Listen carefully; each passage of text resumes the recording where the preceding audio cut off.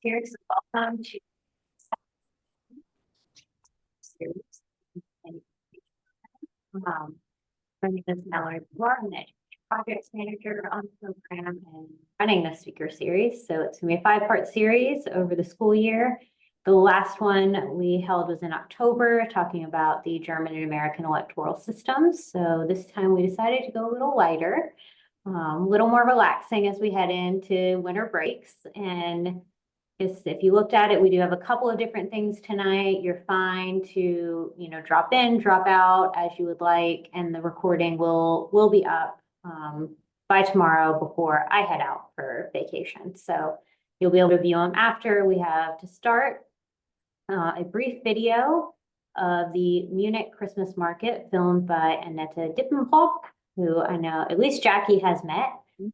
She's one of the tour guides from the visitors program at the Goethe Institute and led portions of both Top 1 and Top 2 this past summer. So we'll start with that, and then we'll have a little bit of time. So I do have some trivia if we want to play that about German Christmas traditions. And then at 6, Nikki, who's already on, will start baking. I'll introduce Nikki when we get there. And then after that, we will also have, it is a recorded demonstration of latkes, so how to prepare those, and a little bit of the history of why latkes are eaten around the Hanukkah season. And then if people are still on or people are just joining, I will hopefully have a bit on. If we don't know each other, so know each other, be able to chat with us. Get started. I'm hoping this does not lag too much. I tested it out today, but we shall see. And this will be posted separately too if you want to watch it without having to watch the entire video.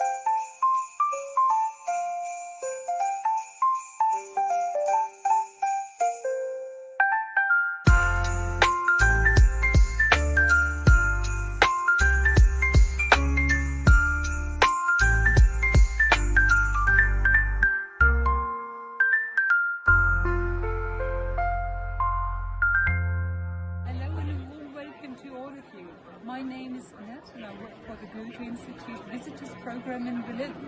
I'm standing here right at the very heart of downtown Munich at the historic Christkindl market, which has a long tradition. The tradition actually goes back to the 14th century. So it was founded in the 14th century. Back then it was called Nikolai Market, the St. Nicholas Market, and has been around ever since.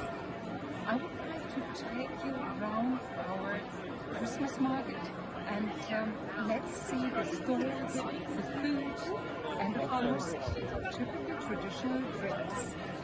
Let's go.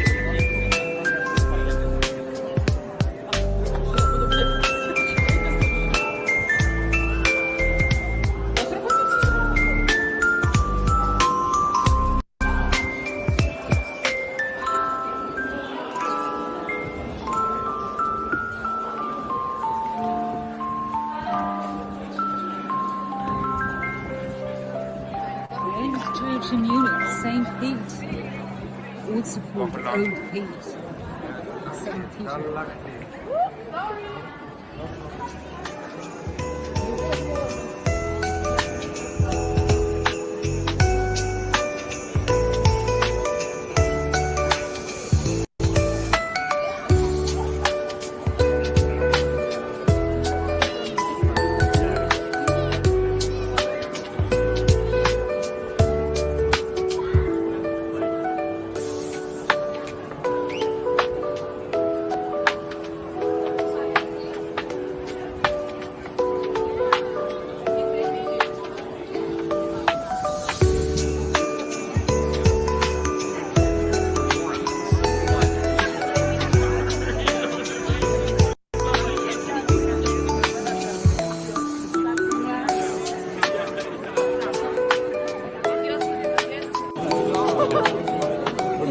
Für das Glühbier. Yeah, thank you for joining me at the Christmas market. This is a Glühwein, a mild wine, warms the heart, warms the hands. Have a great day and see you next time in Munich.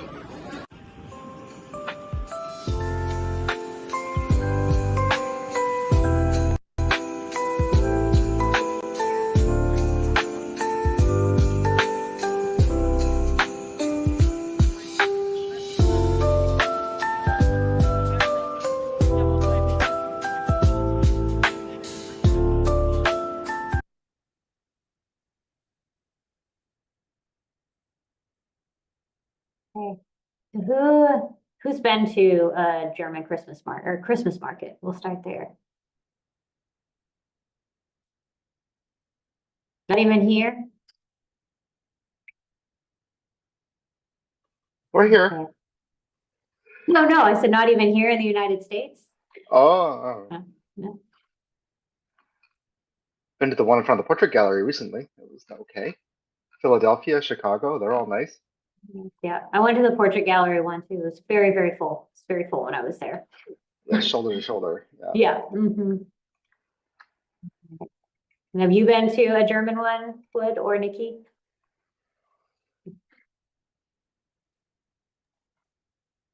Say it again. Have you been to like one in Germany? I did not hear what you said. I'm sorry. You have to Have ask. have you been to a Christmas market in Germany? No, or like ever? Ever? Yes, many times.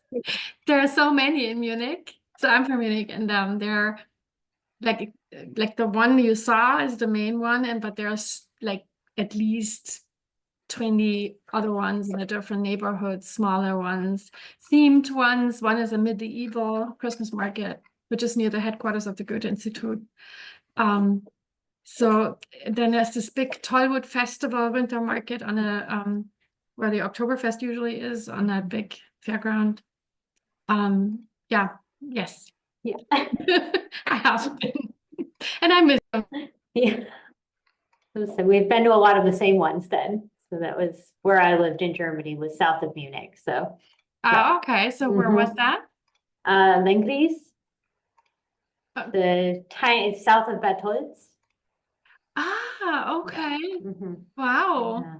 That must have The- been very interesting. Very interesting. That's very rural and very Bavarian, actually.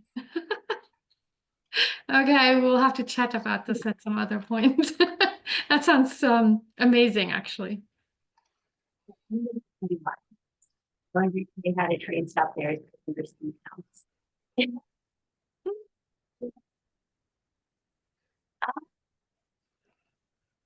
You have a couple minutes.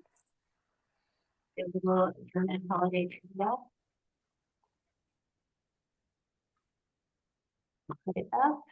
Okay. I've got my audio cuts in and out a little bit, so I apologize. It's probably it's probably the Mine Bluetooth. too, Yeah. right. But I also have a little bit trouble Okay, I'm hearing hoping it's that not complete me. conversation. Did you ask a question? I'm sorry. Oh, I was asking if we wanted to do a little trivia. Oh, sure. Right. I did want to say that I've been to many a German Christmas market all over the country. Big ones like the famous Nuremberg one or Dresden, Mhm. Leipzig. I mean, big, small, everywhere. But I find the less touristy ones in smaller towns, especially in the higher elevations where you might have more cold or snow. Just in places where tourists would never go. I find those to be, of course, the nicest. Um, yeah, even like going outside of Munich to a smaller town like Erding, which is it's like right next door near the airport, and even I found that one to be just lovely and much more gemütlich than the giant one in Munich. Is just it's crazy, and then the Nuremberg one is even more crazy, and then Rothenburg ab der Tauber, it's even worse, you know. Just, um, all nice, of course, in their own right, but I prefer the smaller, cozier ones. Actually, around and look at things. I think this is one of the first weekends when Annette will film. Here. Okay. And let us try. And we'll just leave it.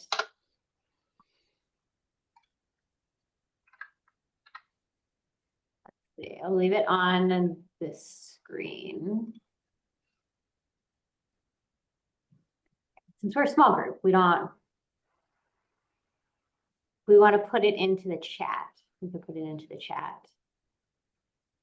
So we will go the easy round. So we have some yes or no, true, false, multiple choice, fill in the blank, and then a list one. So I think we should all get this one after our conversation we just had. So Germany is the only country to have Christmas markets, yes or no?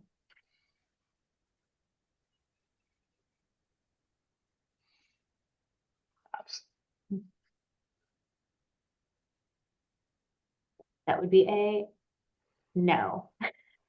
Germany may be known for its Christmas markets. There are markets in many countries, including right here in the United States and Canada. And I believe the German consulate in New York, because it's New York and Pennsylvania, actually sponsors the one in Philadelphia, which is why they claim it is such a good.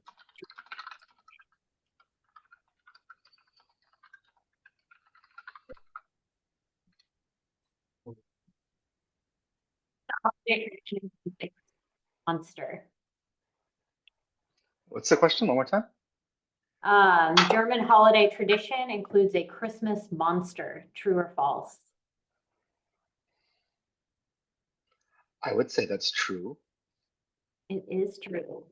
Krampus? Yep. Name the celebrate Alpine region of World Trust.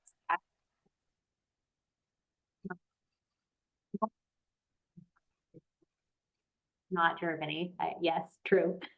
But it is celebrated. Krampus is part of the German Christmas tradition. It's the counterpart to St. Nicholas on St. Nicholas's Day, the 6th of December.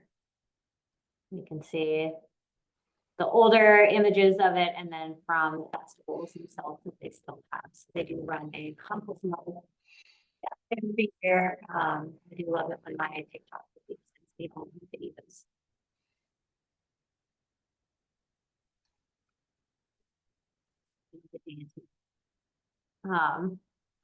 So little top trivia. So when was the Transatlantic Outreach Program founded? 1996, 2002, 2000, or in 2020? That's an easy one. I'll give it to somebody else. Yeah. You got to think, yeah. 2002. 23 years this summer.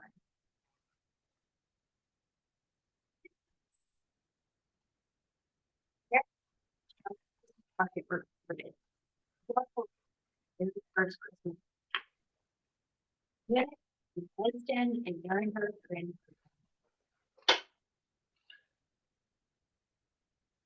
What's the question one more time? Was the first German Christmas market recorded? Okay. Munich, Dresden, Nuremberg, or Berlin? I'll say I was hoping I would trip somebody up, and I have. So it is, Jackie, you are right. It is Dresden.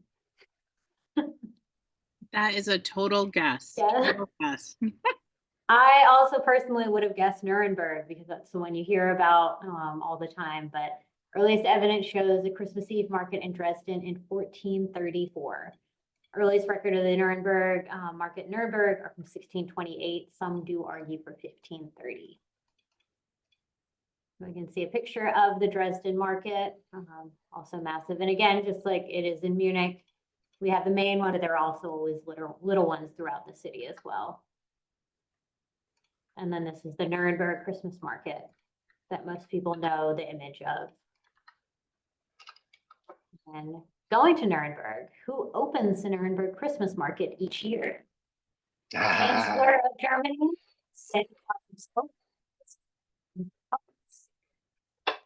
I'm detecting a pattern of answers. It's already gotten it. That's Christkind or Christkind. Christ Child opens the Nuremberg Christmas market each year, and the role is always performed by a local child. So we can see the decorative outfit that they wear. All right, the difficult rounds. Filling in the blanks. On Christmas Eve, who delivers the presents to children in Germany? And when do children know to enter the room? What happens?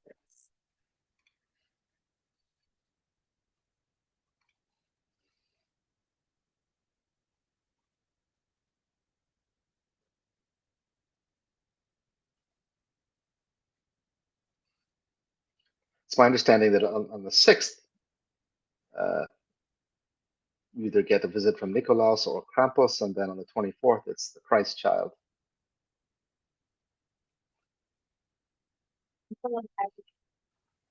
Germany on the 6th. Kids, it's a question for children to enter the room on the phone.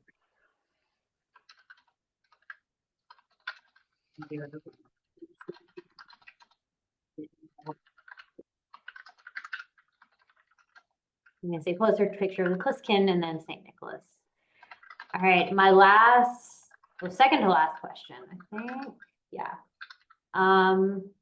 What are all the spices / items used in a traditional mulled wine?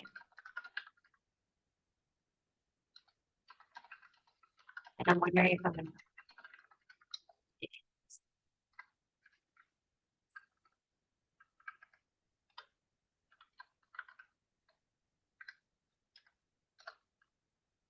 I defer to Nikki on this one because she is the chef.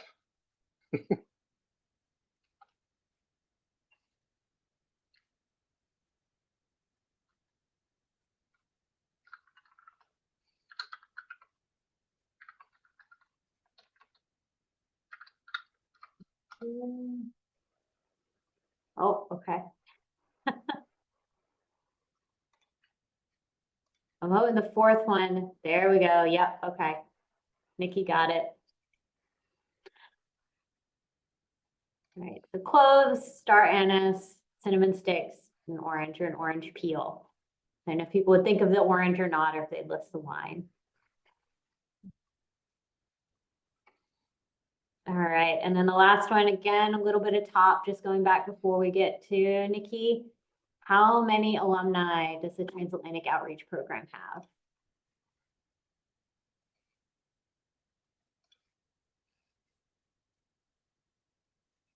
There So we it's about go. 2,300 or so. Yeah. 2,200. Yeah, he's right. So yeah, around 2,000 alumni. And we can see this map, which I did see online. I'm like, I'm gonna have to update. We didn't have any of the markers in Canada, so we got to add the markers in Canada. So all the friends throughout US and Canada. So thank you all for playing. It is now 6 o'clock, and I am going to pin Nikki here. So you know, Nikki is going to be baking Pfeffernusse for us this evening. I'm very, very excited about this. This is my favorite German cookie. I've always wanted to learn how to make it. And she has asked too that if we want to share cooking stories, baking stories, happy stories about Christmas and holidays while she is doing this, we are encouraged to do so. So Nikki, I will let you take it over. I'm sorry. Hang on.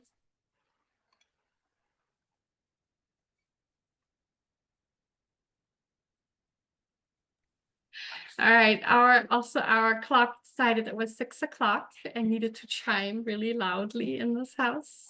So, well, thank you for inviting me, Mallory.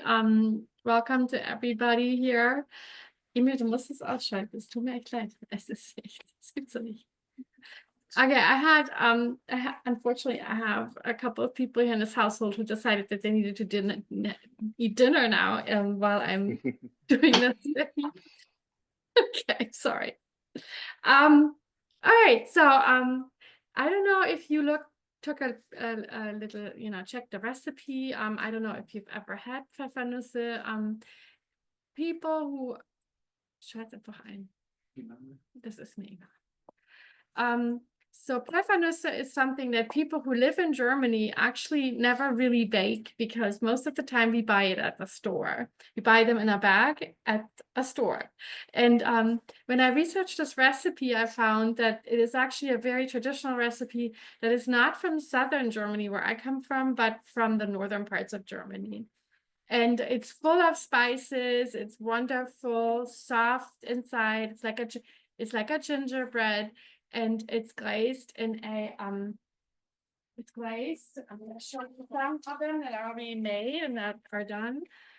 So it's glazed entirely with this frosting or glaze, and yeah, they look like little size of a nut, and they're full of wonderful spices. So the idea was that people would call them Pfeffernüsse, like Pfefferkuchen, which was something that pepper was kind of the overall word for spices that came from somewhere foreign, actually. So when people started to travel and to trade, and people would go to the Middle East and the Mediterranean regions, they would bring back a lot of spices that were unknown to Germans, and they were also very precious. And so those types of cookies would not be baked in a normal household, but only like for people who had a lot of money and had access to these types of spices. Yeah, and so tonight we're going to bake some of these cookies. You have the recipe on the website. And I'm going to show you how to prepare the dough now. So the starting point is to mix, to melt some butter. I usually here in the United States use like an Irish style butter that has high fat percentage. That is because it's just much nicer to bake with than the butter that has a higher water content that you typically buy in US stores. But you are able to find these high percentage fat butters also. Like I bought this one at Costco, and this one is available in all major grocery stores. So the recipe tells you that you should melt the butter with molasses, which I use this one, and that's actually something that you can get really well in the United States, not so well in Germany. So I really love it, and I buy it when I can get it in like small towns where stores offer that. Like this one is from the Eastern Shore. It's now empty. I used it for the batch of dough that I made earlier, but you can also use honey or there's something available. It's called barley syrup or agave syrup to sweeten that mix. And it also contains dark brown sugar. And in order to melt those sugar crystals from the brown sugar, which are fairly large, you want to melt the butter with the sugar and the molasses, and you'll have a very liquidy type of mix like this. And that will go into the dry ingredients. And the dry ingredients are flour, ground almonds. In my case, I use blanched almond meal that was available at the store, but you can also grind your own almonds with skin on, or you can buy an almond meal that has skin on almonds. Some places like Trader Joe's sell that, or you can also grind your own walnuts, hazelnuts, and substitute them for the almonds, depending on kind of what kind of nuts you're able to use in your recipe. Not everybody can use all, can eat all the nuts that are out there. So in this case, I'm using almonds, and I'm going to add this to the flour. Also very important that to add to the flour in this case is baking Dutch cocoa, which I'm going to add now. And then the most important part are the spices. So I'm going to put a little bit of salt also in the dough, and then those spices. So that in the recipe you'll find a list of spices like ground cloves, ground ginger, ground cinnamon, ground star anise. It also calls for ground nutmeg, and most importantly for ground black pepper. So I use, in this case, instead of mixing all those spices, I used something that I had in my pantry sitting there for several years actually. I don't know how good it is still, flavorful. It's a Lebkuchen spice mix from Germany that is available at the stores in Germany. So in my life in Germany while I was baking there, I never ever put together my own Lebkuchen spices or gingerbread spices. It was always this package that one would buy at the store. Only when I moved to the United States, I started to find out that you can very easily make it yourself. You don't have to buy it at the store in a package. But since I had some in my pantry, I'm using it this time. And what's not in the spice package, but is also very important because of the cookie being called a pepper nut, you need to grind your black pepper, fresh black pepper into that mix to kind of give it that little bit of peppery, spicy taste, which you will not even taste when you eat the cookie. It's gonna be blended in, but it's kind of creating this really nice gingerbread flavor for you. So when you mix all these spices and the dry ingredients, after you've done that, you add that mix of butter, molasses, and sugar. You want to make sure that the sugar is entirely dissolved when you melt it on the stovetop, but then you want to let it kind of cool down to the touch, so it will be still warm, but you don't want it to be really, really hot, because when you add the egg now later, in the next step, you don't want that egg to cook from the hot mix, because that'll create a very tough and not so pleasant cookie. So it's important to let this mix cool down a little bit, and then you add it here to the dry ingredients.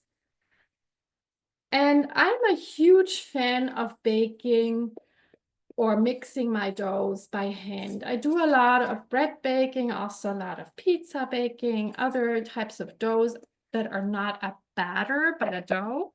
And I always encourage everyone to just give it a try and mix everything without a stand or handheld mixer. It's actually totally possible. So in this case, you don't need to use any type of mixing device unless, except for like a wooden spoon or a spatula.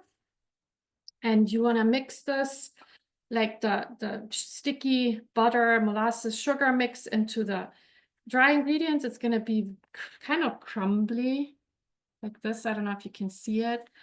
And once you've done that, you are going to add the egg. I have an egg here. So in my case, I'm only making half of the dough, so don't be surprised, because I already made a batch yesterday and baked some this morning, and I would end up with so many cookies that I decided to make only half a batch tonight. So the egg, it's a good idea to just kind of whip it a little bit up, so kind of break it up with the fork, so it will mix more easily into the dry ingredients, and then you add this egg.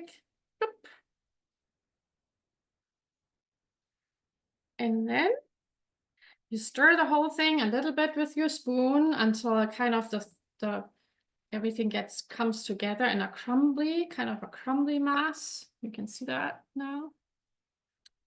And when you've done this, you start to use your hands. And I know not everybody loves having, you know, sticky masses of dough on their fingers. So if you decide this is not for me, then yes, of course, use a mixer if you prefer that, or keep on doing it with your wooden spoon or your spatula.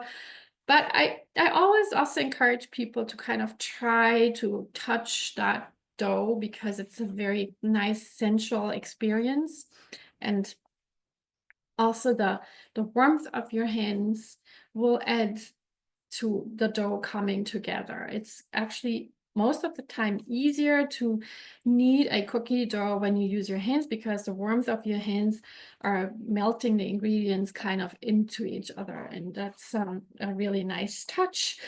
And it makes it also kind of way easier than doing this with a mixer. Also, you don't have to clean so much. You know, you don't have any whisks or bowls, additional bowls that you need to clean. You just have this one bowl and you have your hands, and then you're gonna just scrape off the dough, and you will end up with a neat, slightly dark brown ball of dough. And I'm gonna show you in a minute. Just have to kind of finish this here.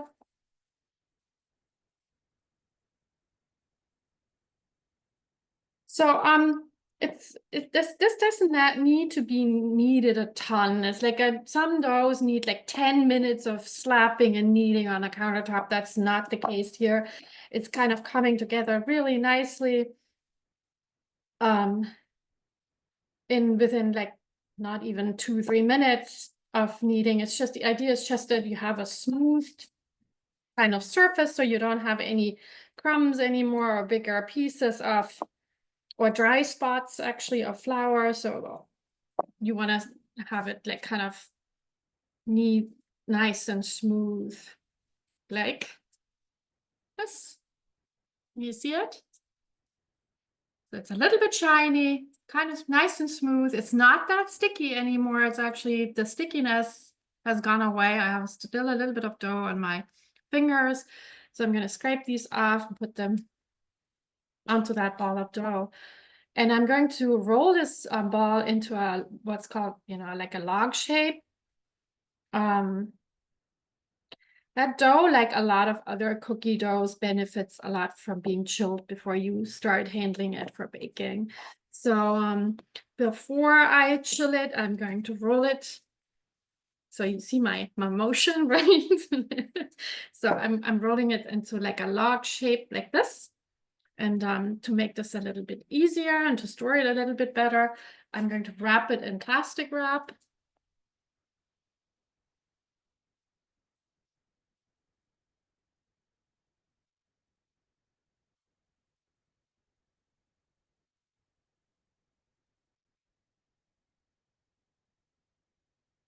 Right. The fun part is that I wrote this recipe that you have on the website for the Washington Post in May because they had asked me to contribute a German style cookie recipe to their annual cookie guide that they publish in December each year. And so I suggested that we make Pfeffernüsse, which, you know, the recipe editor thought was a good idea.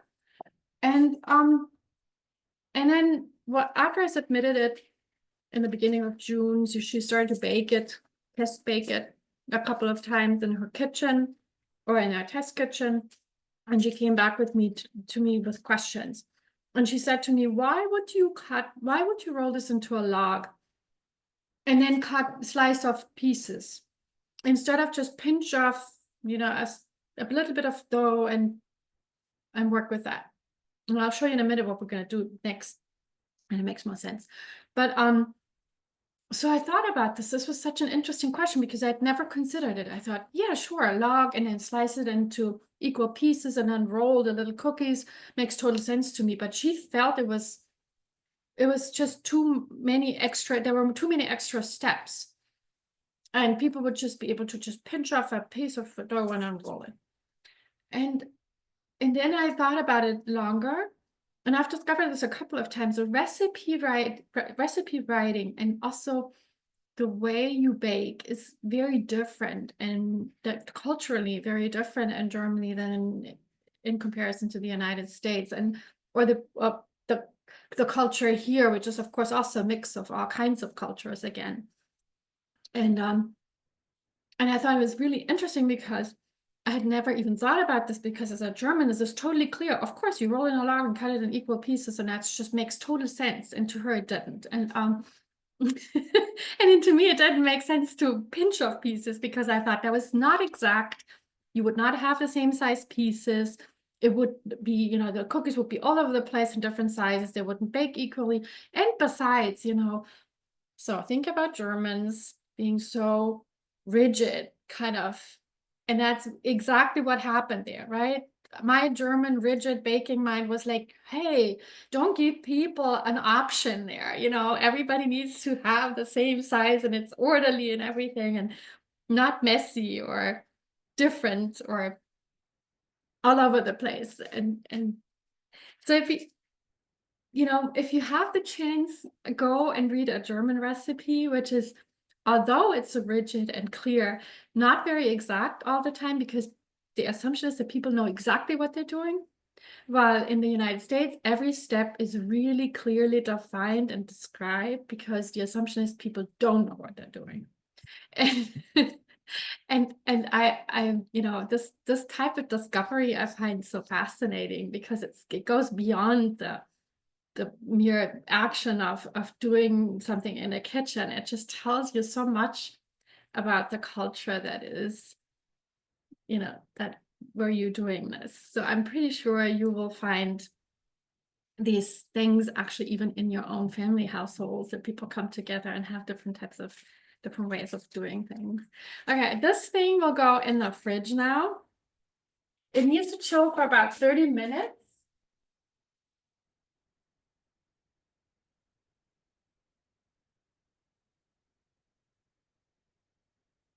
So in order not to keep you guys waiting for 30 minutes to kind of move forward, of course, I did something that I prepared that last night, so we can just keep on going.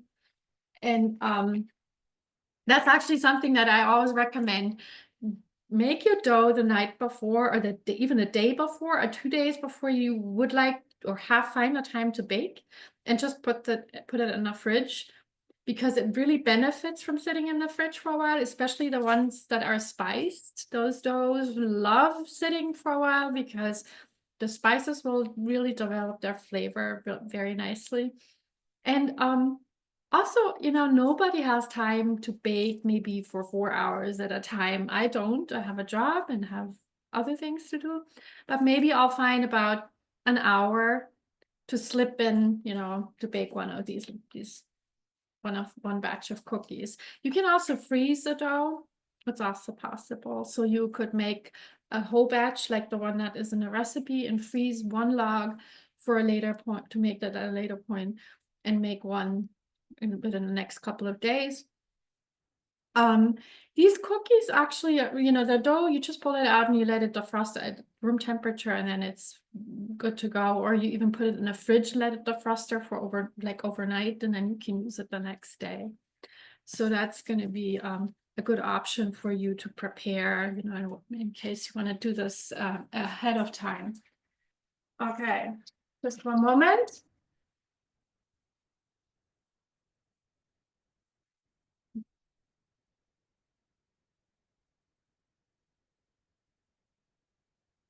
All right, now here comes the cutting part, right? The one that I discussed just before. So I'm going to slice this into equal slices. With a sharp knife, I'm going to put this on my, you don't even have to flour the surface you're working on, the countertop or anything. You just use this piece of plastic wrap, put it down, and then slice it on top of it. Because all you do is you will roll those little cookies between your two hands. Hang on a moment. Okay, knife.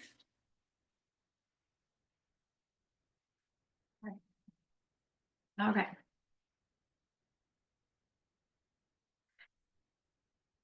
So I sliced those, this whole log, I mean, it tells you kind of some, you know, how large the log should be. It should be about an inch, I think an inch in diameter, and then you cut off pieces that are roughly 1/8 of an inch, I would think.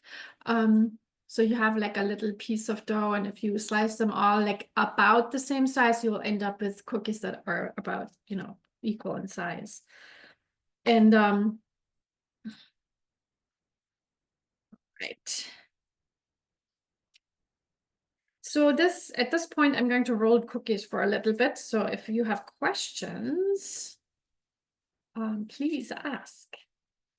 And I'll be happy, or, you know, that doesn't even have to really be related to any of the cookie baking. You can also ask something else if you are interested.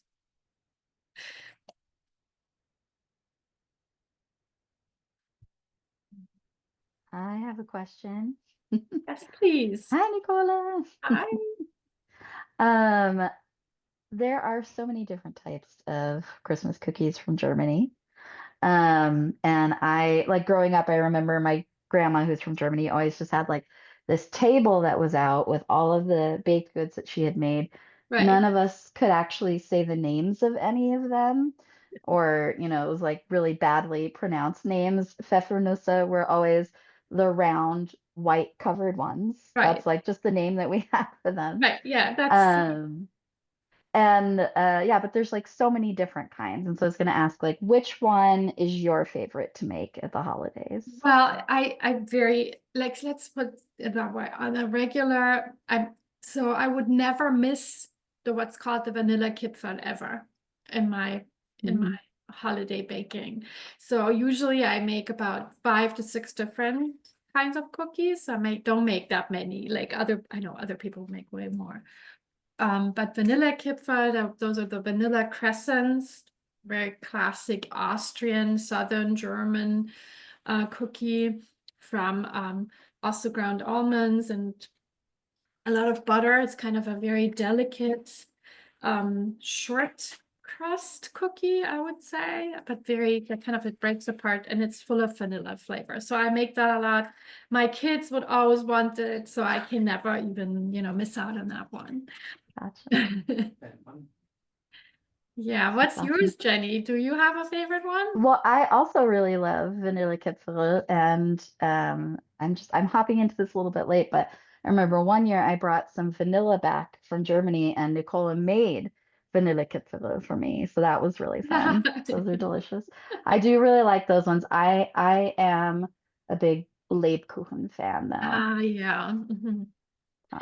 Those are actually not so easy to make. Like the traditional Nürnberger Elisenlebkuchen, we used to have, do you remember this coworker we had, Manuela? She's actually from Nuremberg. Oh, and yeah. she would have a device to kind of, I don't even know how you call it, like press those equal Oh, okay. shaped, really exact type of same size round Elisenlebkuchen onto the that wafer that you need. And a wafer, right? How do you pronounce that? Wafer. Wafer, right? Yeah. Wafer. And there's no flour in them. But a lot of other things, lots of nuts and candied orange peel and other things. And yeah, usually it's translated as gingerbread, but I don't think that that's the best translation for it, because you're right. No, yeah. Gingerbread normally doesn't have nuts in it. No. You know, and it has flour, whereas Lebkuchen has ideally less flour, if not no flour. So Right. Well, gingerbread is actually more closely to what the pfeffernusse are like. Kind of this very lots of different spices, but flours and almond, like a flour and almond flour, and kind of baked. So they have like they dome. That's the same with those little pfeffernusse. They will dome when you bake them. Kind of get this nice shape, and that's what Kuchen actually, or Pfefferkuchen look like as well. Yeah, no, I think you're right. I thought that's closer. Yeah, but every time I hear gingerbread, I'm always like, yeah, we all say it, we all translate it that way, but it's really different. It was also interesting when the recipe editor from the Washington Post asked me to contribute a recipe. So she asked me what would be a typical German Christmas cookie or holiday cookie. So I suggest a couple of things like the vanilla crescents, but also the Linzer cookies, of course, Yeah. and then also some sort of Lebkuchen. Mhm. And she always said, "Oh no, we had this before, and we had that before, and we did that before," which, was of course not surprising to me because a lot Mhm. of these recipes have found their way into the North American baking traditions of the different people with different cultural backgrounds, and they have developed them into different things, like not different things, but baking them differently or developing new ways of baking them in different types of recipes. And I don't know if you saw the cookie guide this year, but there was one woman, she has an Asian background, and she actually made so she brought a lot of traditions from her own baking culture and made some sort of Stollen bites, Oh, okay. which I thought was super interesting to kind of this type of fusion of a more European, Eurocentric tradition fused with spices and ingredients that are actually from Asia. So Really cool. I'm gonna have to check it out. yeah, I really like that. Okay, cool. Awesome.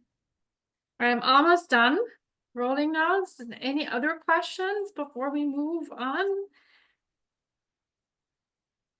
Yes, no? Can I ask everybody who had what their favorite Christmas or holiday cookie would be?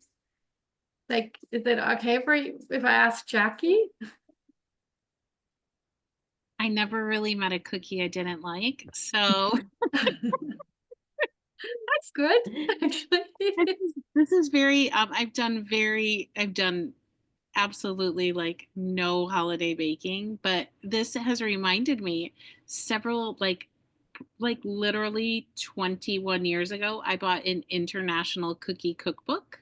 Oh, cool. Okay. Where it's like cookies and holiday. It's like mostly for the Christmas holiday, and it has just recipes of like sweets that you can make from around the world. And I just am like, oh my gosh, I'm gonna dig that out and maybe feel motivated to make something. Actually, that's great that you mentioned that. I hang on for a minute. I have something for you. I would love to know what these smell like when you're baking them because I can just. So I have a book too that has tons of recipes from different cultural backgrounds. Oh, cool. Mexican, Greece, a lot of different types. So it's also because you said around the world, and it's the same thing. It's like from Italy, South America, Danish cookies, peppermint bark, which is very American, I believe. But also matcha chocolate bark. So there are lots of different, and so I find that wonderful, that to explore that, because I'm so familiar with the things that Germans bake, but I love finding out what other people do and how they use the ingredients that they have available, which are often very different from the ones that I'm familiar with. So yes, I can only say, please try something. I just found that on Amazon. Nice. Oh, good. Okay. So if anybody's interested in more of German baking, there are a couple of really nice books available right now for the US and English speaking market that has the, not only do they have also besides the metric, also the volume measurements, but they also give a lot of advice on how to deal with ingredients that are not readily available in the United States, which is often a problem, really, like with the Lebkuchengewürz. But I can recommend two books that you might like. And I should have put them out before I started talking with you. So this one, you might have heard of it. It's Luisa Weiss. She's American, but she lives in Berlin, and she published this like many, many years ago.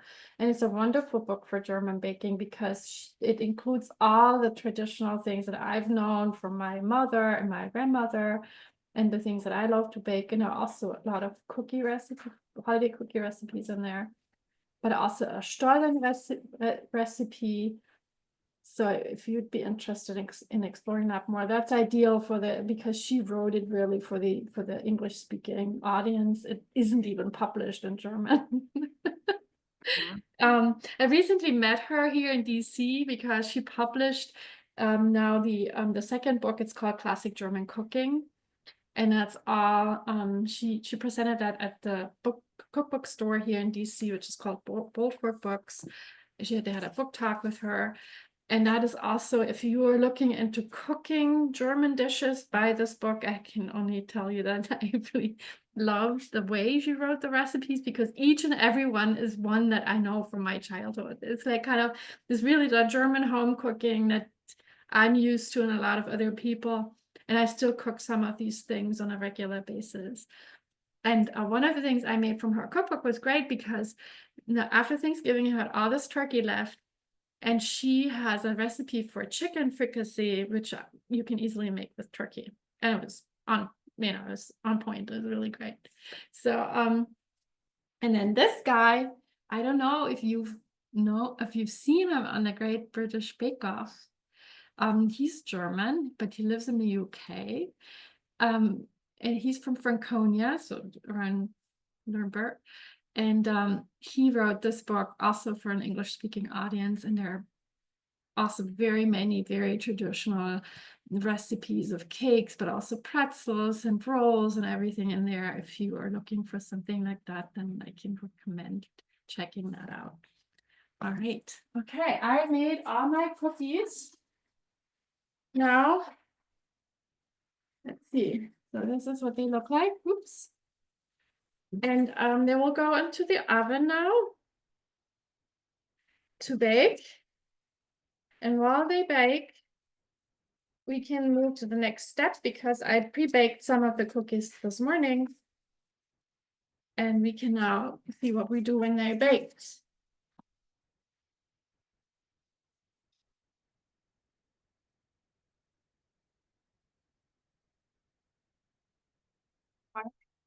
So the baked cookies will look like that. Oops. Yeah, like this. They will be slightly cracked on the surface. That's normal. It's not a problem. Like this. And now you want to make that thick glaze. Who was talking about the white glaze? Who was it? Was it Jenny or Mallory? Jenny, I think, mentioned it. The white The glaze, thick yeah. white, oh yeah, grandmother's, right? Yeah. Do you know what your grandma would call that spread that she would put out on a plate? I don't know if she had a name for it. We just knew like that she set up her card table in kind of the living So she room, put like and several plates out. yeah, and everybody could just graze as they did whatever they were doing. The So, grazing, cookie grazing plat. yes, exactly. Well, actually, there is a term for the plate of cookies of mixed let's call it plate of mixed cookies. So that's a festive tradition. You do this on that for Advent Sundays, actually, where you light a candle each week, one more, and then you would sit down for coffee or mulled wine or a tea, and you would have a plate of mixed cookies, and it's called a bunter Teller, a colored plate. Colorful plate. Or Yeah. colorful plate, right? Mhm. Because it has all the different types of cookies, and it's colorful because of the different colors and glazes and what you will have. And that's the word for it. So when you Nice. say to a German, do you have a bunter Teller, they might still know what it means. I think my kids don't know what it means anymore. It starts to kind of fade into, from the memory of people. That sounds lovely though. Just a bunch of Doesn't it? Yeah. homemade cookies and tea or coffee Yes. or mulled wine. That My sounds mom would amazing. every Christmas Eve, the thing that she would do absolutely, and that couldn't be missed, that she would put together a bunta teller that was sitting kind of in expectation of Christmas Eve. We would have that on the table and nibble on the cookies and kind of wait until, it was time to ring the bell.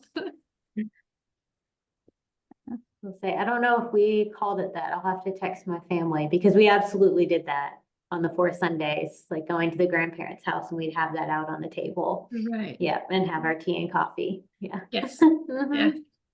It's really funny because I know in essence I've moved here or even before, that's not so present anymore in our routines really. And only my daughter, she's in college and she's now back, and she said, "Oh, Mom, on Sunday we'll have to have a 4th of Advent celebration in the morning. Like I still have the 4 candles on my table, and I only light them on Sundays." Recently I forgot. I got up and and my husband said, "Were you planning to blow out the candles?" I'm like, "Oops." So, yeah, but yeah, That sounds like a great tradition to bring back. I'm on yeah, it. right. All right.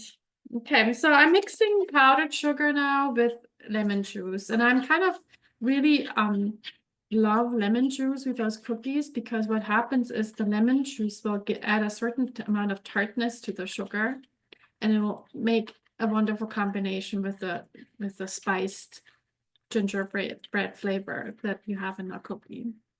It's kind of, interestingly enough, even balancing out a little bit of that intense sweetness that you have there also with the molasses. It kind of gives it that little tangy, yeah, addition, which kind of creates a wonderful flavor profile. And I need to have a little bit more of the sugar.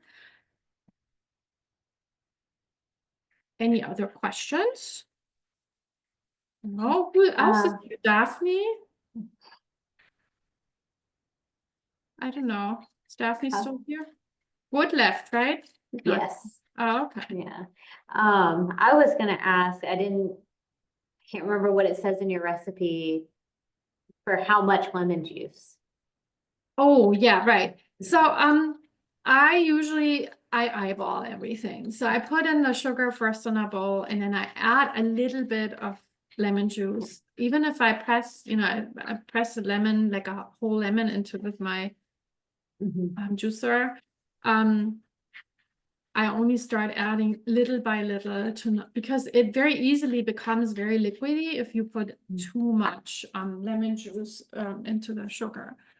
So I'm looking for a kind of a more stiff type of glaze or frosting, because it's a glaze actually.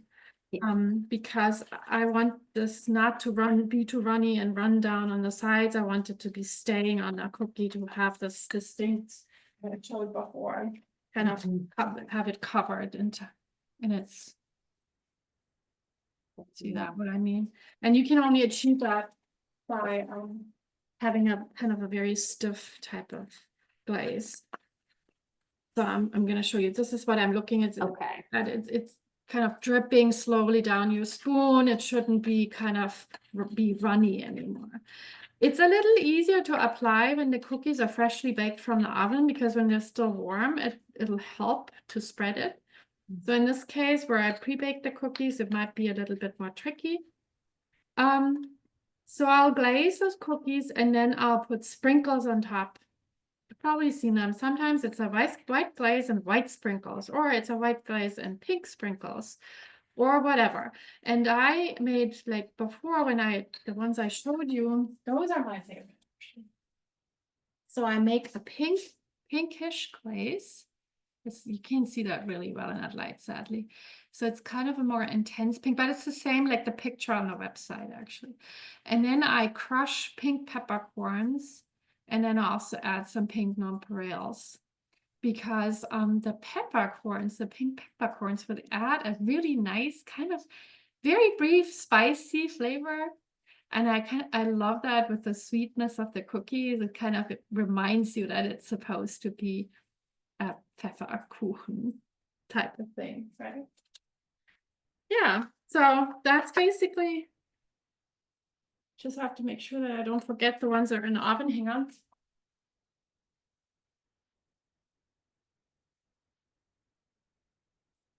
Yeah, so that's basically how that goes. So I'm glazing that with a spoon. You can use a brush, but since that is a more stiff kind of glaze, a spoon works better. And then so this is a white glaze, like the one that you know, Jenny. And I add some, you can see that now, I add some nonpareils. Nonpareils? How do you pronounce that? That's how I pronounce it. little- I don't know if little it's kind right of- or not. Yeah, I was gonna say, I've always wondered that myself, how to correctly How do you pronounce that. pronounce So- I think nonpareil is right Okay. though. Okay, good. I'm glad. Let's call it good. Good. Yeah, okay. So that would be it. Looks so Any- beautiful. I know that I've been a little bit faster than I was supposed to be, right? But That's okay. because we have still time to also discuss other things if you are interested in more details of holiday traditions. You mentioned the mulled wine. Have you ever heard of the Feuerzangenbowle, Mallory? Mhm. Yes, so you know what that is, right? Yes, yeah, I've never had one, but Oh, I've you seen never them. had one? No. Even though you were in Bavaria? Yeah. Okay. Mhm. Yeah, well, we do this here regularly for our friends after Christmas, like between Christmas and New Year's, we pick a night. And now I have only one sugar cone left because you have to buy that in Germany. I think you can also get it in the United States over Amazon, but usually I have somebody bring it to me from Germany or I buy it myself, but you can only buy it there when it's only in winter. I don't think it's available in summertime. And then you have this sugar cone and you have this device that you put above a mulled wine. So it's red wine with orange juice and sugar, only a little bit of sugar. And then you have high percentage rum and you pour that over the sugar cone. You have to go outside with us. You can't do this inside. And then you light the whole sugar cone on fire. And then the high percentage rum, it's usually Austrian rum that you can get it also here in Virginia and DC. And then you light that on fire and then it burns, and the whole alcohol and the sugar, everything burns and kind of drips into that mulled wine. And then when you drink it, you have really a kind of a interesting experience. Let's put it that way. But the drama of making it is actually the one that people really enjoy most, I think.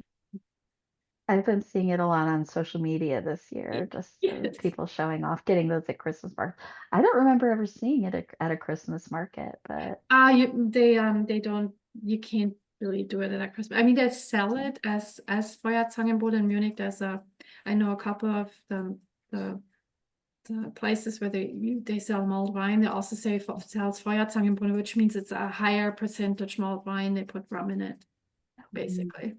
But it's not made the way that we make it like at home like that. Mhm. There's a whole movie about it.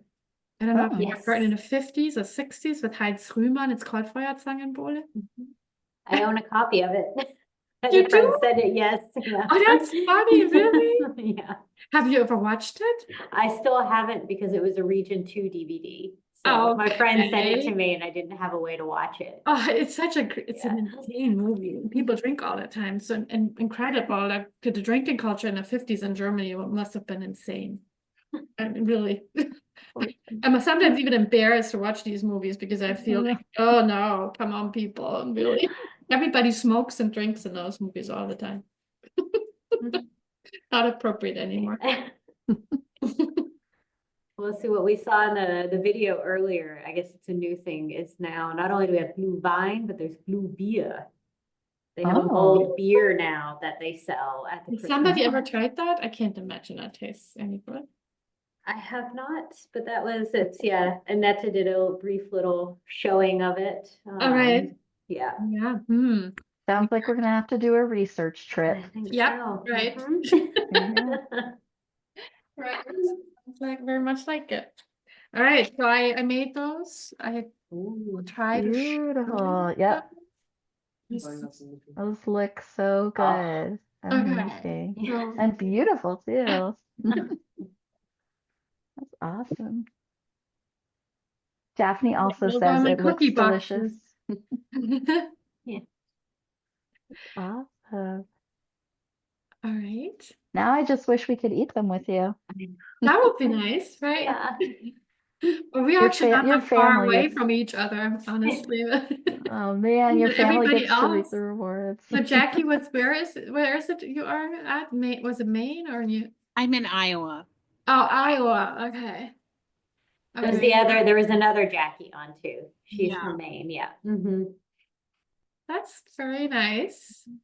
So what kind of traditions do you have in Iowa that you, because I've never been to Iowa, so I have no idea what it looks like there. It actually looks very much like Germany. Really? Okay. Yes. Especially like the rural areas looks very much like where I live, like very Okay. rural area, green hills, farmland. So yeah. I don't know. I guess I feel like it's very I don't know. Like I don't know compared to other places.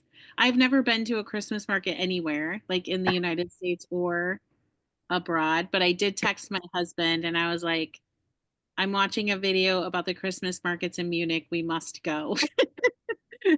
And he'll probably say, stop watching videos. Well, I have to say, the good thing about the German Christmas markets is that they already start at the end of November.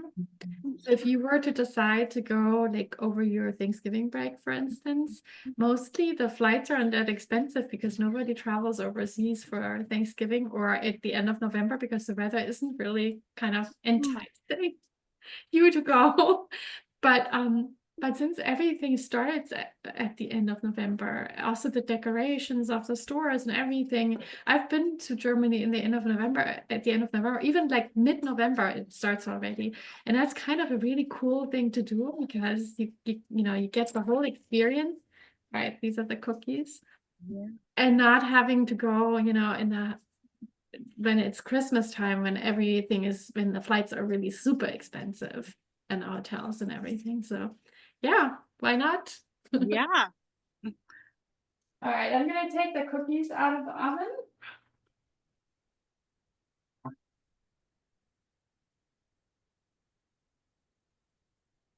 And yes, they do smell really, really nice.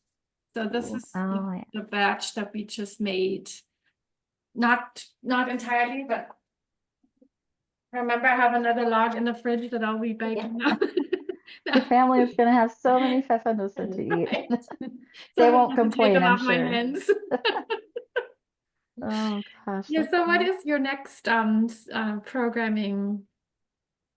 What's the next point on your program, Mallory? What are we gonna see next? The latke preparation video.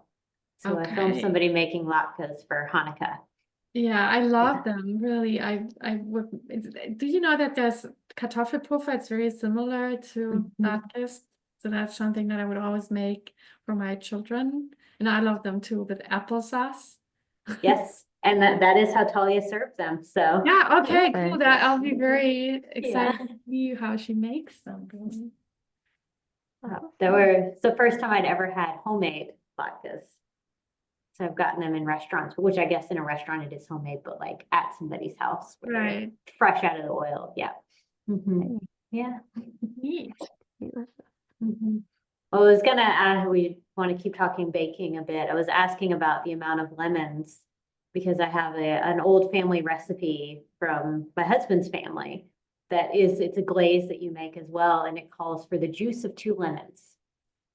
Okay. Well, when great grandmother Lena made that recipe, lemons were much smaller. Yeah. And I That's had to true. learn that, yep. So all of her recipes have things like that where you really have to adjust to, okay, but what was it then? Right. Yeah, yeah. But isn't it amazing also in older baking and cookbooks, and that's true, I think in the US too, it tells you like bake it at medium Yeah. temperature. And like you wonder and you think, what's a medium temperature? But that had to do with the ovens only having like 3 settings, I believe. Mhm. So people didn't have like 100 and I don't know, 375 or 350 or whatever, but only these 3 settings, and there was no way you could like Yeah. decide what actual temperature that was. Yeah, I find my dad gave me a little book from his mother, so that would have been my grandmother, right? And she had handwritten recipes in there from someone else who gave that book to her. And that is also a real challenge because I can hardly read the handwriting. And it also has these old-fashioned signs for pound and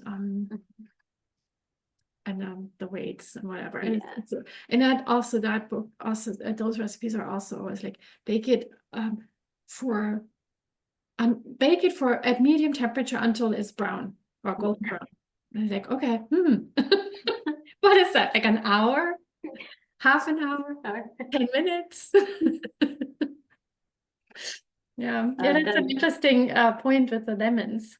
Yeah. Also eggs, I think, were smaller Yep. size. When they just say eggs, yeah. Well, now I Mhm. have multiple sizes I can buy at the store. I'm Right. assuming they mean the smallest ones, but Right. yeah. Yeah. Or did her chickens lay bigger eggs? I don't know. Yeah. True. Yeah, interesting. Yeah.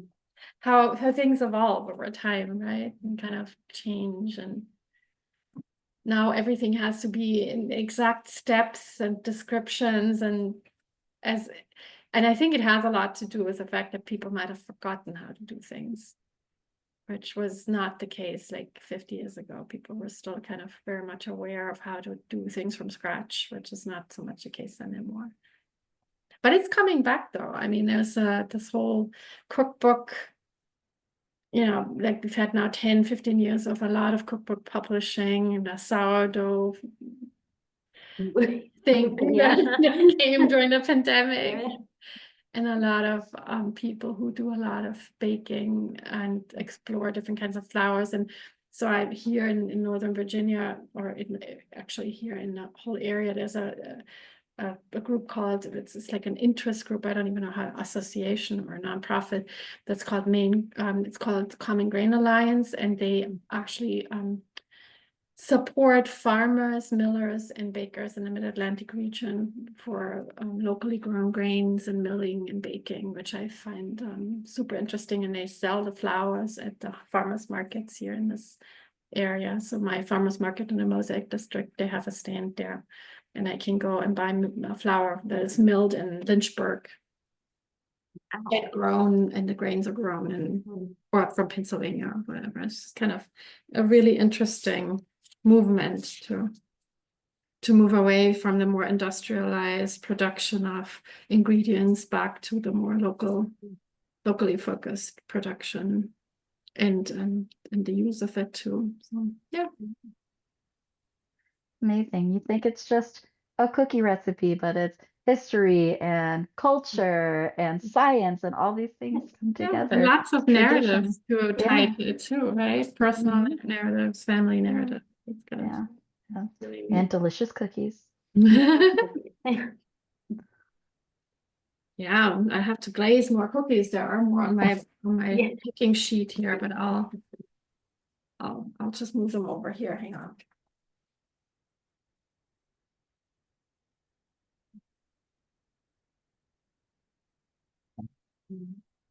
Move it back to the bigger gallery.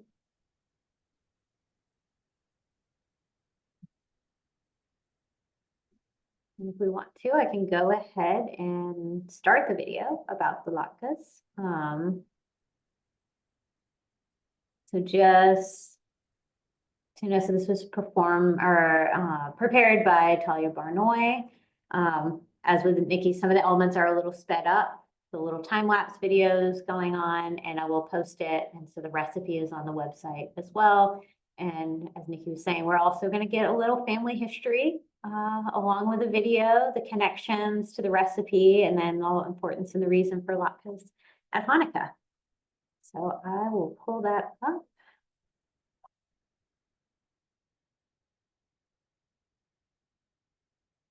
I think it's about 25 minutes. So it's a little bit longer than the one, but it is a lot more that goes into it than walking around the Moline Flats.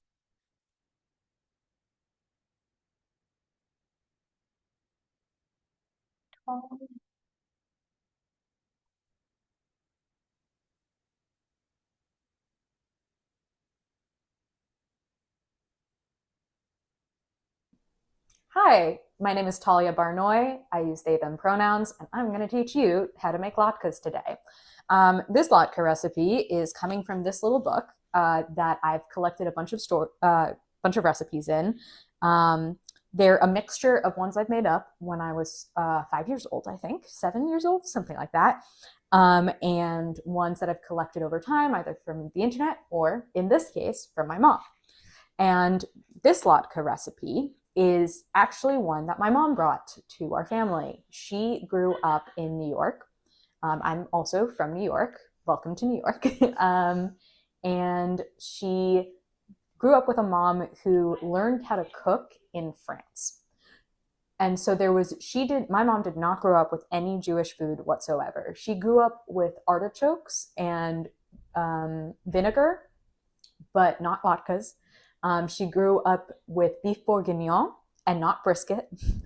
And so she, as she got older, decided to connect more to her Jewish culture and found recipes. And my mom loves cooking, and she's been making recipes up since she was 15, cooking for herself. And so over time, she's figured out and adjusted various recipes. And so this latke recipe is more or less hers, because she has worked with it for so many years that she's adapted it and made it her own. And you can make latkes however you want. I've heard that sometimes people take mashed potatoes and then fry them. I personally think this recipe has the right texture. It feels more like potatoes together rather than a hash brown. And so it carries for me, well, it has the right texture to carry whatever topping you put on it. We're going to use applesauce today that I made earlier. But my mom wanted you all to know that she has discovered cranberry sauce with latkes and that they're good. But her cranberry sauce is also special. So I didn't want to push that upon you just because I know she's specifically talking about her sauce, which I'd be happy to send to whoever would like it. But yeah, so I'm going to get you started with my mom's version of a latke recipe. So getting started, we have our ingredients. We've got 4 Idaho potatoes, 2 small onions, 2 eggs, which are in the fridge right now because they're not going to come out yet, 1/4 cup of flour, 1/2 teaspoon of baking powder, 1 teaspoon of salt, and you're going to need corn or canola oil for the frying later on. And I'm just going to say you should prep at least 2 pans. I am in my new apartment, so I only have these 2 pans. And the reason you should prep 2 pans is because it allows for the cooking time to be faster so that you actually get hot latkes once you're ready to sit down and eat. This recipe is usually good for 4 people. And so you can double it, you can make it less, however much you want.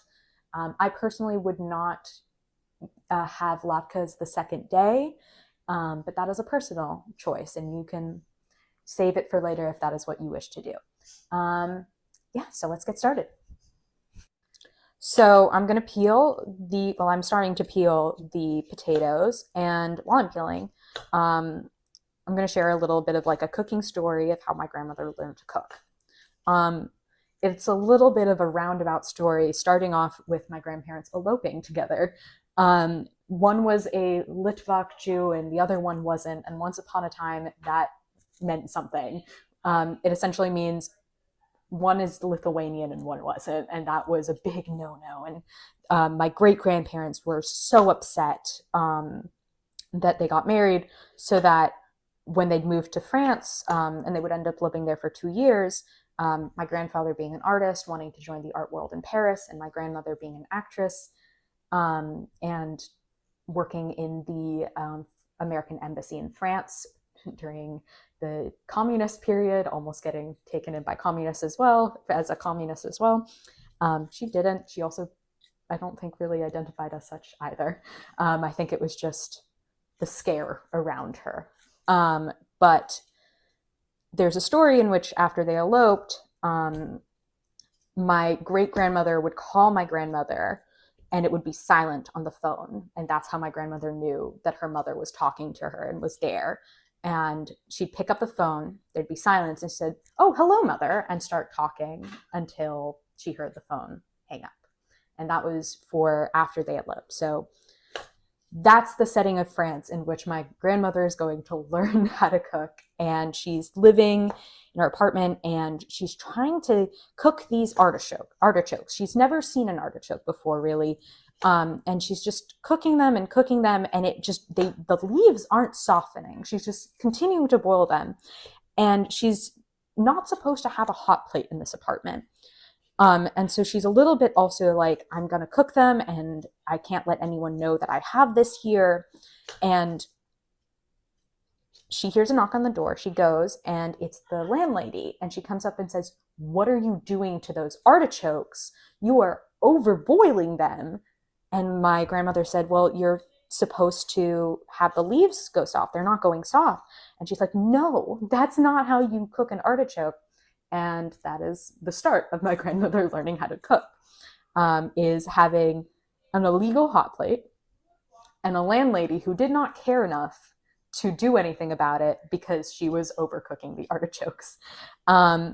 And from there, my grandmother became a fantastic cook. She would cook Passover with my mom, but it was never Jewish food. I think they made pork for on Yom Kippur ones. They just did not care. But as my mom grew older, she started caring. She brought my grandmother to synagogue, and they started exploring their Jewish heritage together. And it really is how my culture, my involvement in American Judaism was built up, was just because of a want for more food, Jewish food and Jewish culture. And so that is why I'm peeling potatoes for you today. It's because of an angry French woman for miscooking artichokes. Yeah.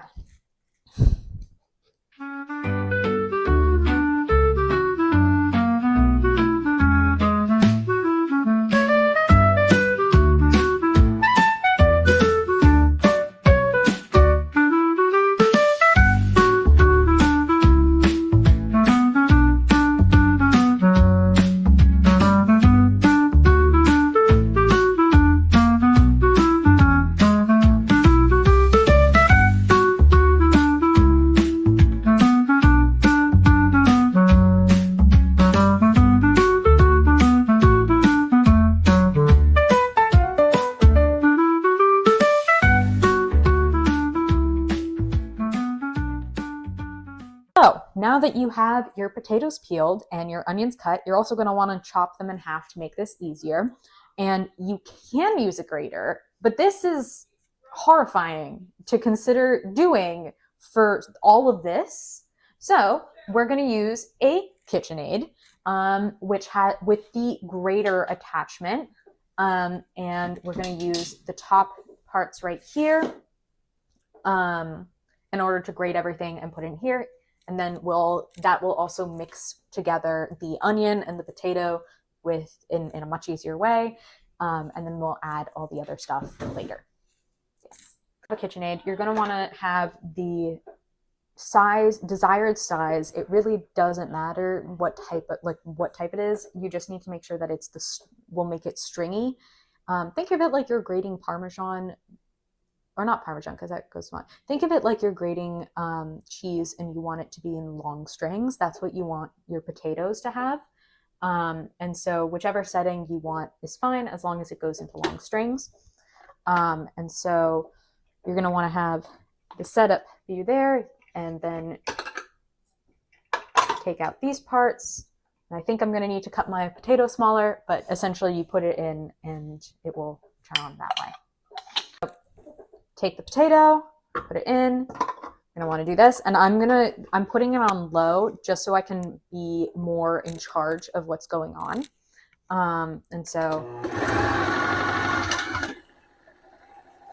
And you're gonna get a little bit of the edge of it to still like not want to grate. That's okay. It also, I think, depends on the size of the machine you have. I had to cut mine in half to fit it into this port. But you can this one still has a little bit more, so you can keep going with this one. But I have an example of one I tried out. This you can hand cut and just add into the mixture on its own. So I'm going to keep doing that, and so should you. And I will be adding the onion in later.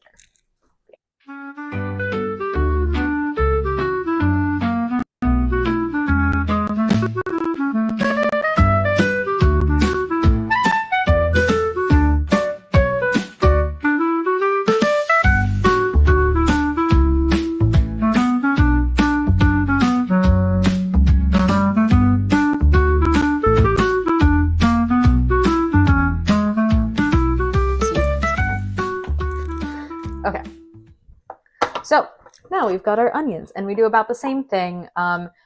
This KitchenAid didn't fit all of my things, but if you have a big enough KitchenAid, it is best to have it all mixed together. As you can see, I've also already cut up the scraps and mixed them in with the thinner ones. It'll be fine with this. It generally is better to have thin mostly, but I'm not the type that doesn't like to waste, and if you are too, it's okay to just cut it up thinly and add it in. And they the thick ones kind of look like French fries. Don't eat them until they're fried. But yeah.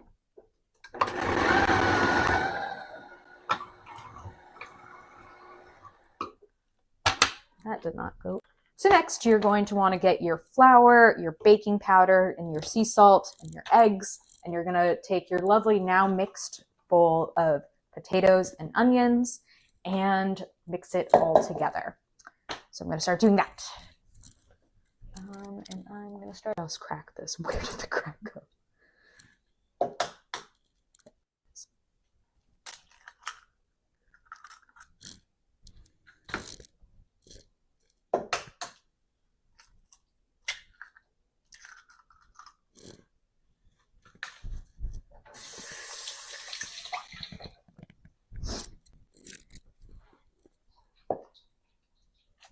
Actually, I'm gonna go for a different utensil for the eggs.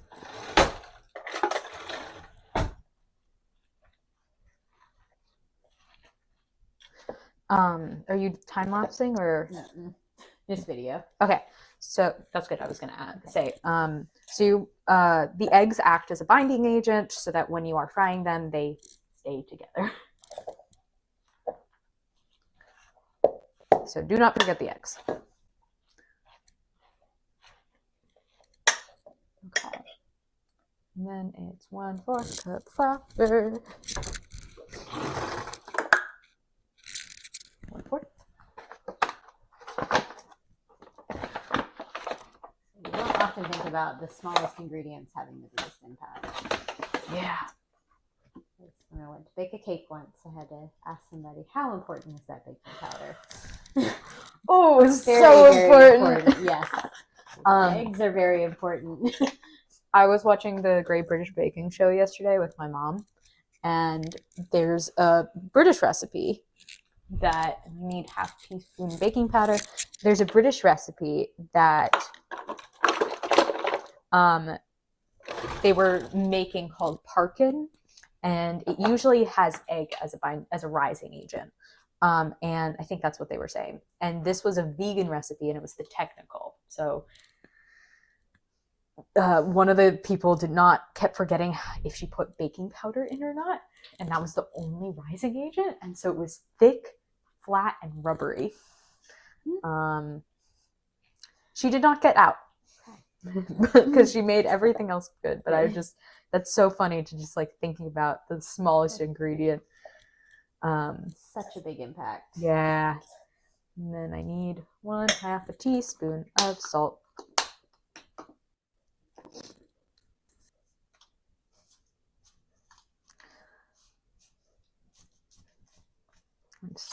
Why are you struggling with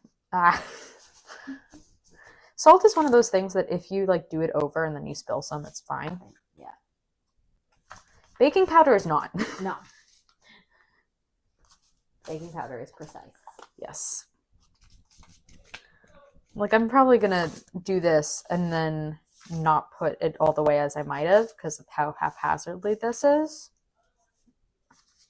There we go.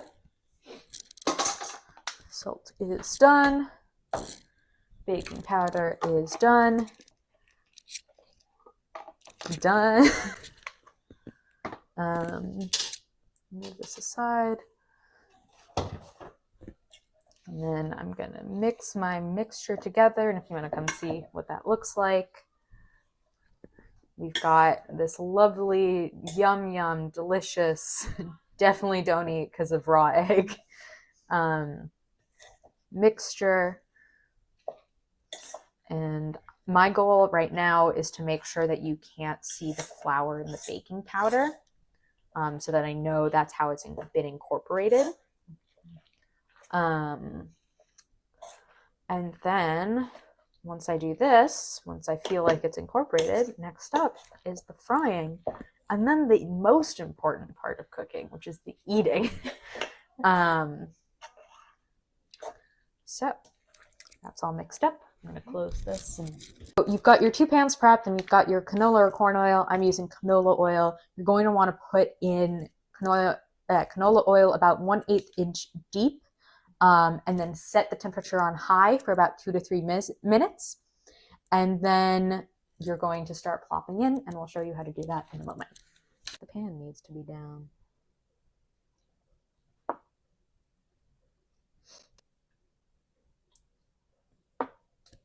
Hopefully you have enough canola oil. I think I do. It'll be fine.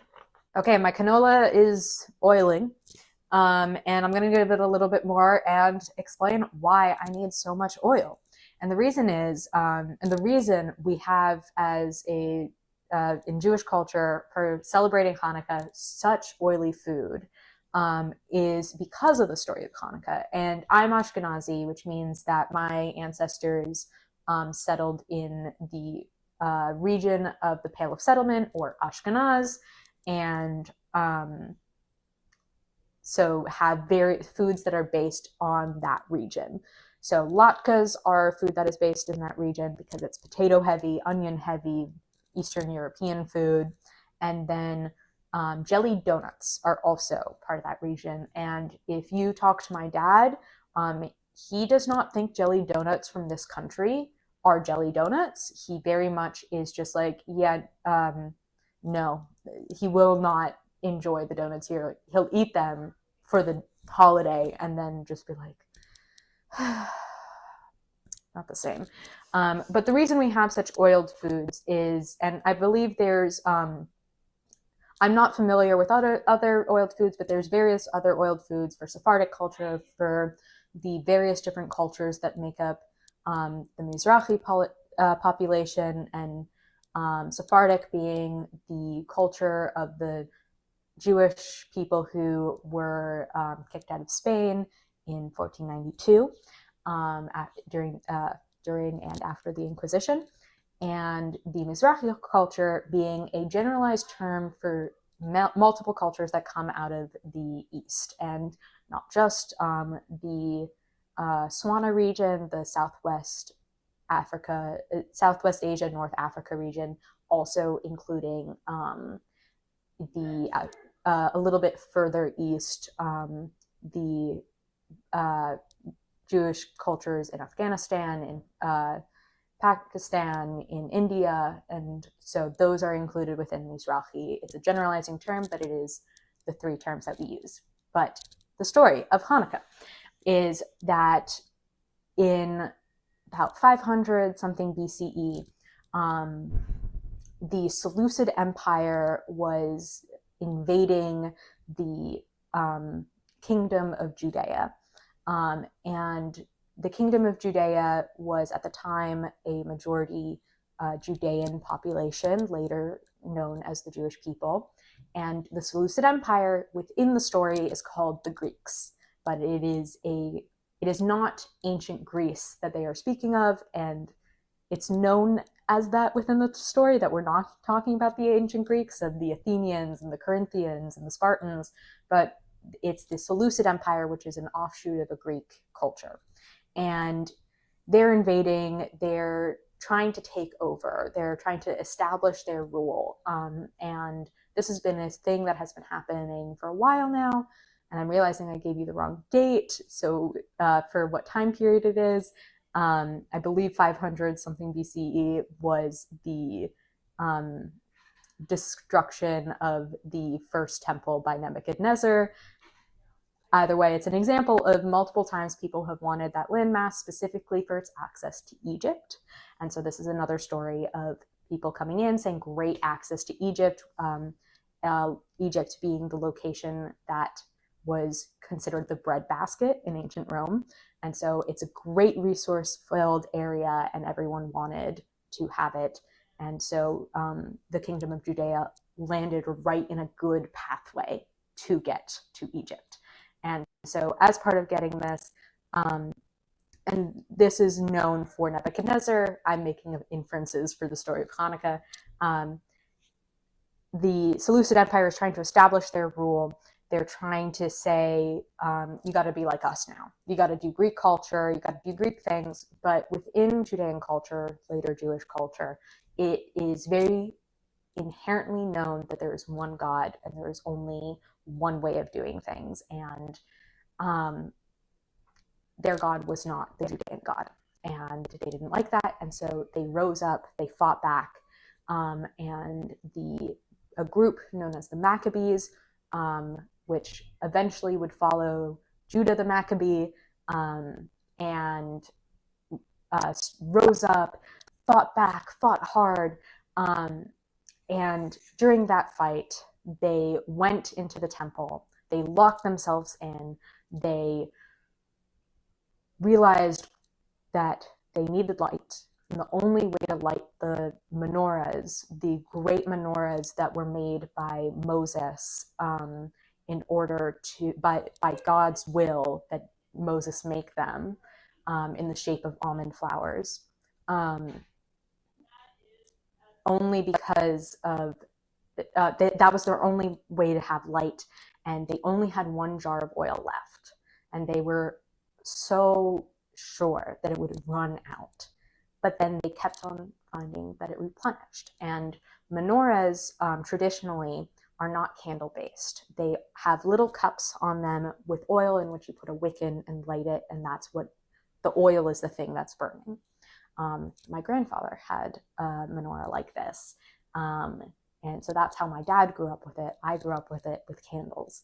And so they kept on refilling these oil lamps and refilling them. And the one jar just did not empty for the next 8 days. And by the end of the 8 days, they were able to leave and return, and then would eventually start the Hasmonean Empire, which was, well, not empire, sorry, Hasmonean kingdom period in the kingdom of Judea, which allowed for a growth in trade and a growth in trade with various empires, and eventually would lead to the Roman Empire puppeting that kingdom for their amazing trade in date palms and date fruits. And so that is why, a long story short, that's why we gotta have oily food. So I'm gonna grab my mixture now that I know for sure my oil is hot and ready. I'm gonna take a little globule. It does not matter how big it is, really. And I'm gonna fry. And we're gonna be, and there needs to be, you need to flatten it with the back of a spoon, which I'm going to do in just now, because you want to have them flat.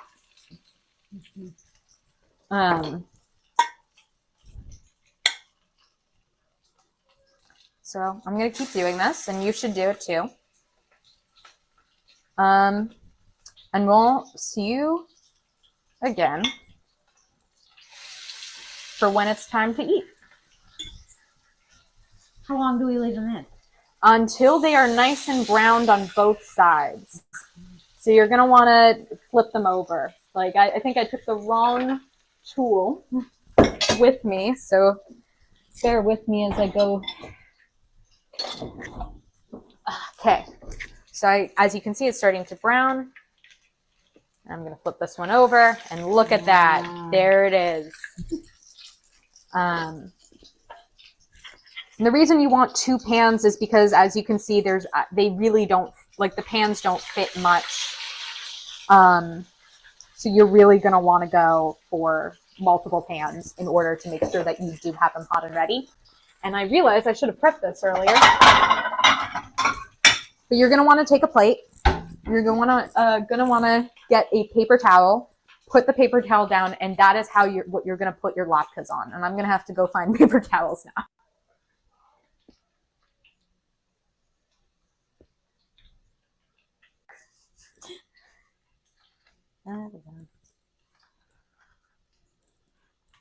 And see how many 4 potatoes makes. 4 potatoes, 2 small onions, enough for 4 people and maybe a little more. And we still have like 2 globs left in my bowl. So I'll finish that up. We can eat. I don't know if there's room on this plate. And now we're done with our latkes. And now that we have applesauce, we have latkes, and the soft sizzling of the pan cooling down, we can eat. Yay. Yay! Thank you, Talia. Thank you all for having me, for watching, for understanding my version of latkes, which I will hold for myself above all the rest. And that's my own personal opinion, and I will take it with me to the grave. All right. Okay. Can't wait to eat it. Yeah.